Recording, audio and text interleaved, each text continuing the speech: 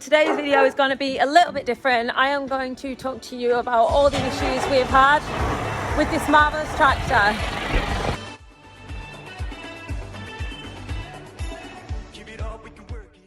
I just can't, it makes my inside squirm a little bit. Thank you for watching. I do actually appreciate it, really, I do appreciate it. And it gives me warm fuzzy feelings, like when Ted got me in the chippy the other day and said, oh, I really enjoy watching your videos, and I was like, oh. Honestly, it was really funny, and he made me cringe so much. But Ted, I appreciate you watching. I think you're wonderful, and yeah, I just think it's nice, and I thank you. And if you do like this channel, please do subscribe, it makes a difference. I'm nearly at 5,000. Woo! Probably all down to Ollie Harrison pimping me out, but I'm okay with that. I'll take it. I will take it. And I've got one on me. Oh, you do it. All right, folks. This is Jacob. He does all manner of farm work, grafting.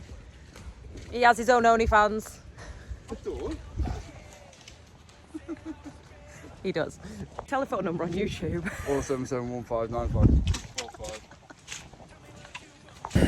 Whoa! Me and Jake.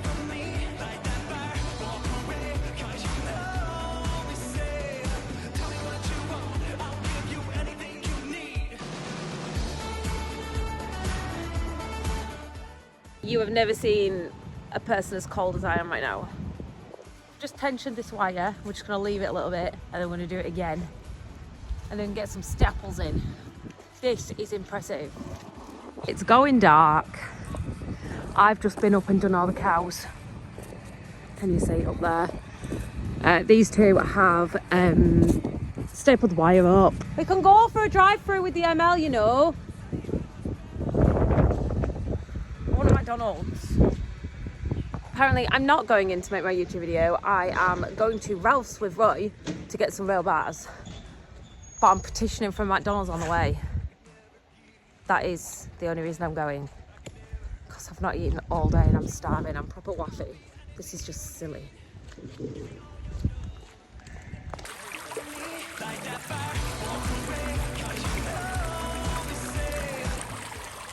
I know everyone loves Nuisance and they only really come here for her. So I just wanted to say hi. I think everyone should have a cow as a pet. Well, there's Inky. She's just drinking the milk that had gone a little bit sour that I'd left out the fridge because I'm naughty. Everybody else burn pallet wood because you don't like waste and end up with a fire that looks like this. Let me just get my RANT hat on. Okay, I'm not going to bore you. Let's talk about that. Let's talk about everything that's gone wrong with this tractor. You can tell already. I love it though. Don't get me wrong, I love it though. But let's talk about everything that's gone wrong with this tractor. For a month of having this tractor, it was brand spanking new and we were so proud of it. The back window dropped out completely. 3 months, the sensor on the PTO went. 6 months, the window on the tractor popped out yet again. It was literally just held on, you know, by the window washer wire that goes to the window washers. It was held on by that, hanging down here. And when we took it back to the dealer, they asked us, did we drive with the window open? What is a window if not opened? Piece of glass in it, it's not even a window. Anywho, they replaced some of the clips at the top. They just basically took the little clips out and put a nut and a bolt through on one side. So that resolved that problem. When we bought this tractor new, they were swivel mud guards, and Roy was going down the road one day and one completely dropped off on the road. So he managed not to run it over and took it back to the dealer, and then they were welded solid. So we now have normal solid mud flaps that cost £1 alone. And a little bit after that, the heater resistor packed in on the heating. And it was basically all or nothing. Baby, it's all or nothing now. It was 2 years old. We did, it was on first cut silage. Roy, all of a sudden, he was parked up at the side of the field and everyone was like, what the hell, flying past him. Oh, he was annoyed. And it was like a switch that turned it from low to medium box. Had gone, tractor just wouldn't work. Just parked up right down there, literally just stood still in the middle of the field. And they fixed it, and then after a month it got stuck in the cubicle shed over there, and I've got a video of it being pulled out by the case, literally with the keying on, all the doors were open.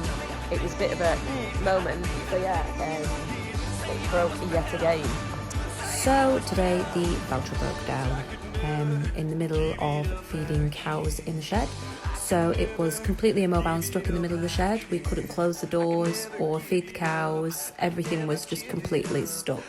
So we have disconnected the electric handbrake using some spanners at the back of the tractor and connected a chain to it, and the little case is going to pull it clear of the shed so that we can close the doors. So yeah, hopefully this is going to resolve itself tomorrow, because feeding cows is going to be hard work. Here I am towing tractors. The engineer came out. At that point they weren't the Valtra dealer anymore. The engineer came out and we pushed it on the low-load trailer with the S250B. I'll show you that. There's also a video of that happening. More taking videos. Solenoid fitted. I went one day to Kendal to pick up a water bowser. You'll see me filling it up down the bottom. That water bowser, we went to pick it up. And on the way back, the AdBlue light came on 24 miles away from home and put it into limp mode. So he had to go. We had to come back 24 miles at like 3 miles an hour. I'm not laughing, it's not funny. First, we were told we had dirty AdBlue. So we had literally litres and litres of AdBlue that we tipped away. We completely sacked that off. When your tractor breaks down,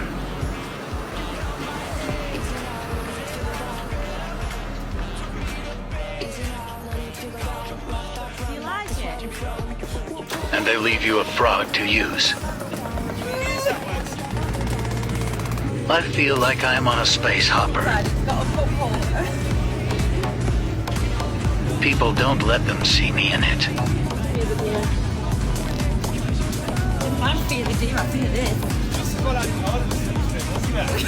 All right, Lewis Hamilton, calm down. Then we saw the air ambulance take off and I got a bit overexcited. What did Jen say when he had his drink? It's like coming home. Team Valtra all the way, even if it is a bag of shit. We blamed ourselves for dirty AdBlue and buying it in bulk and leaving it standing. That was what we thought. We weren't using enough of it and we were leaving it standing. We like 160 litres of something of AdBlue we took away. Just point out that none of this is on warranty. They literally have like a 1 minute warranty. And it's a year. For a Ford Focus, but a year for a tractor. Makes sense of that. It's alright for another month after that, and then it went into limp mode again, and the AdBlue light kept coming on, so we had a second-hand AdBlue pump fitted, and hoped this would have resolved the problem. To a clue, it did not resolve the problem. Later, it did the exact same thing. We then insisted that we bought all of our AdBlue off the dealer so that we couldn't have bought any dodgy stuff, do you know what I mean? We thought if we eliminated that problem, we would have, beat the problem. Now, a month later, it did the same thing. Technician, who's amazing, by the way, just couldn't figure it out at all. He didn't know what the hell was going on. He was at his wit's end. So he rang his mate, who's also works at a Valtra dealer, figured out the return on the AdBlue had been on the wrong way round since manufacture. And obviously when the AdBlue was getting low, the sucker was at the top and the pusher inner was at the bottom. That was it. All that AdBlue wasted, a brand new pump, and yeah, it was just a pipe that was the wrong way around. Heater's resistor, which is up here somewhere, in back of here, like you have to climb on the roof to get to it. That's broken yet again. We are on Baby It's All or Nothing now, again. But it's alright because it's cold outside, so it's kind of a benefit to me because I like a warm tractor. And then to top it all off, the other day the window dropped out again. These bits here. Oh. He's just on his way back now.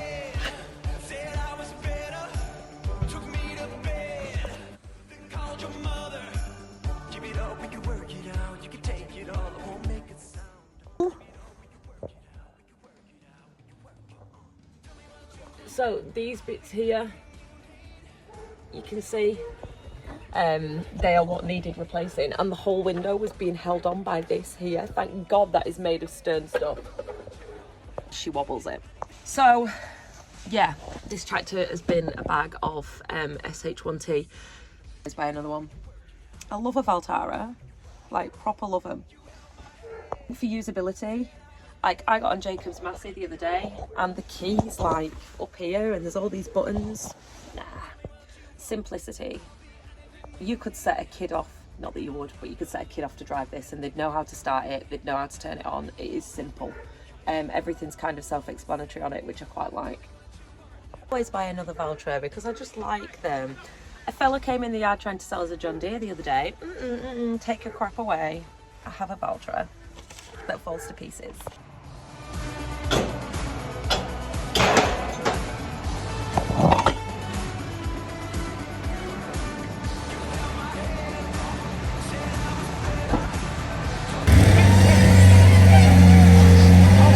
Yeah, you see it's going better.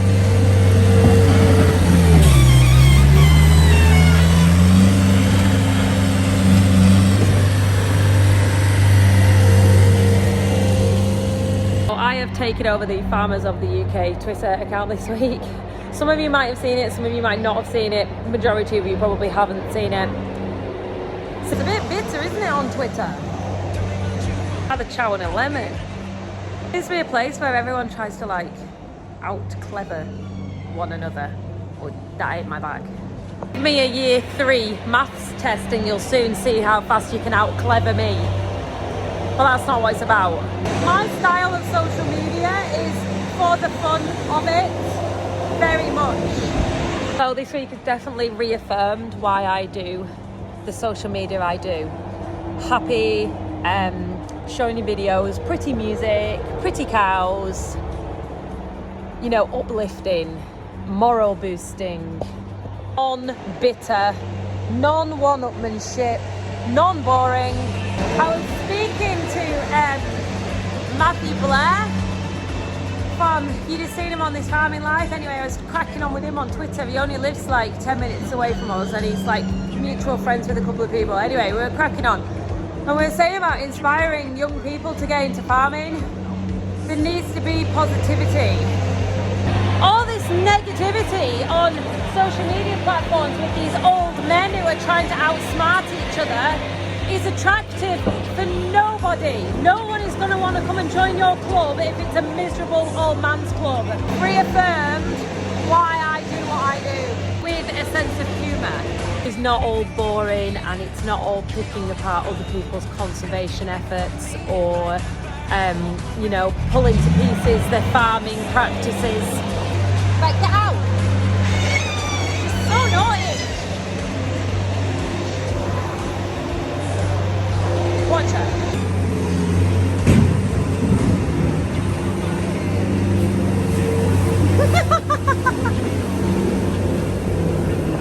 Oh my God! Stop! Whoa! Steady! Jesus Christ! You know this fucking car! Oh, they're so reckless and big. Crazy animals. So yeah, up with the positivity today. That is what I am on with. Shameless, absolute positive vibes. Yes! Think I'm crazy? So be it. Me and Roy were talking to Nigel from Ridgeline the other day. We've been just for coffee with him and we were saying, how do you get children from city areas involved in farming? And we were saying you can try as you might, but geography plays such a huge part in whether or not you can attract children from city areas. Farming is rural, that's the point. You need land to do it, therefore you need it to be non-populated and in the middle of the countryside. The town-rural divide that everyone goes on about, they forget to mention that one really important factor that cannot be helped is where you live. And when you live in the middle of the countryside, it is easy for you to step foot into farming. Like Roy said, if he'd have wanted to learn how to clip sheep when he was younger, his dad could have called on like 40 different people and said, oh, my lad wants to get into clipping sheep, can you give him a hand? In Preston, for instance, like say my cousins, for example, or my brother or someone like that, there's no one to ring. because it's all about connections, it's about who you know, there would be no one to ring, and there'd be no mutual bridge between agriculture and the city. And I think that's something that's really interesting. Maybe it's all or nothing now.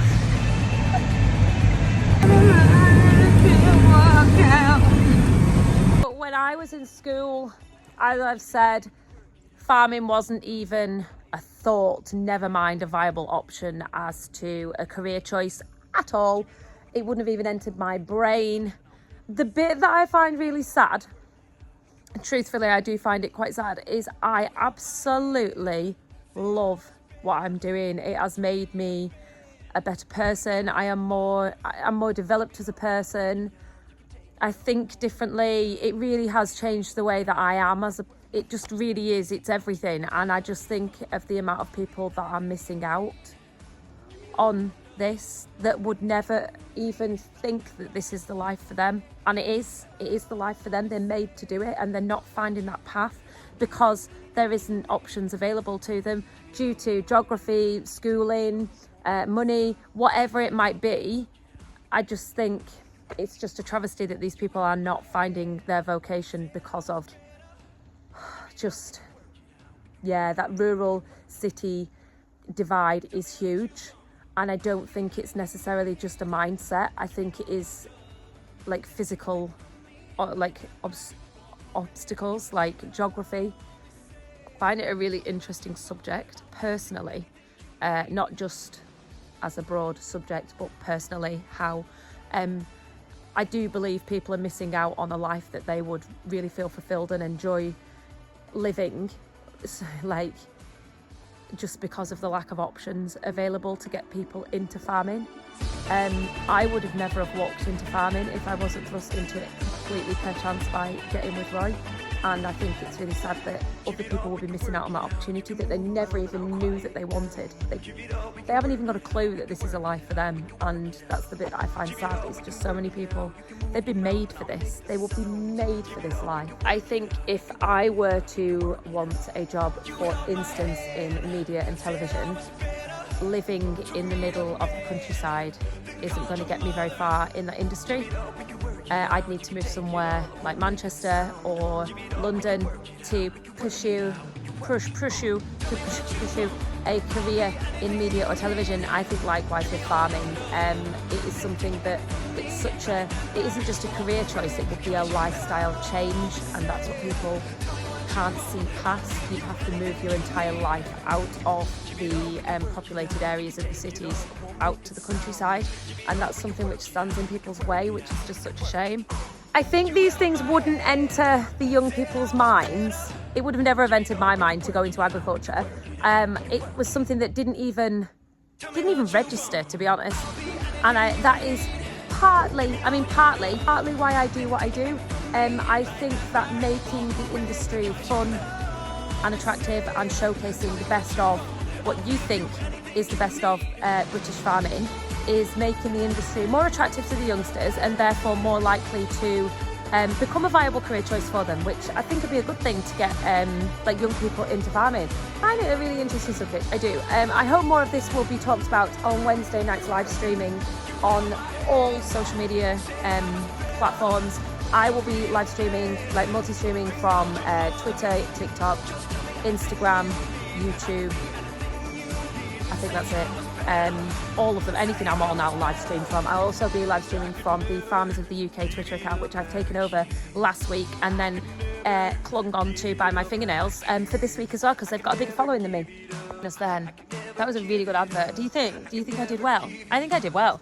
I think I need a round of applause and a brew for one. So I'm going to make this video now. Watch this space. Ooh, look. Oh, look at that.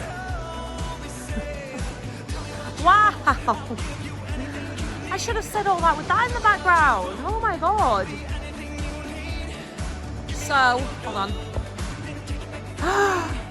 As ever, thank you very much for watching this channel. It means the world to me.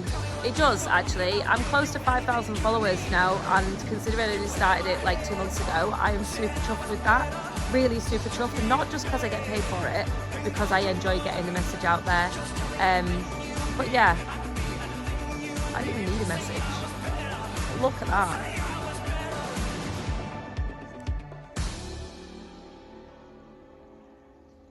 What a photo.